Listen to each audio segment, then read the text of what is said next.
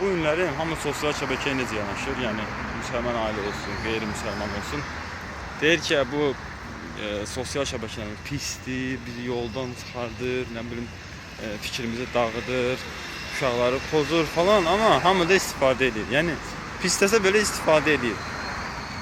Madem ki bunu hamı istifadə edir, demək ki bunu nəsə bir xeyrə çevirmək lazımdır da. Sən müsəlmansan, ya ümumiyyətlə işlətmə bunu. Əgər işlədirsənsə, niyə yalnız zaman keçirtmək kimi işlədirsən? Bunu xeyri işlət. Nəsə çək, paylaş. Bilirsən ki bu sən bugün paylaşdığın şey, sən bugün blog açmısansa və yaxud məhsul satırsansa, bu sənə xeyir gətirəcək. Bu sənə xeyir gətirəcəksə, bunu çəkin də qardaş. Niyə çəkmirsiniz? Bildiyiniz şeydən danışın. Məhsulunuz yoxdur.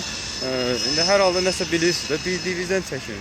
Heç nə bilmirsinizsə, nə fikirlərinizi çəkin. Valla nə bilim.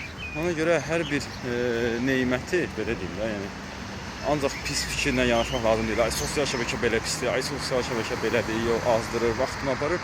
Bunun bir tərəfdən baxanda baxmayın ki, sosial şəbəkə yəni bir neymət kimi də demək olar. Doğru yolda istifadə edə bilsək daha doğrusu. Belə.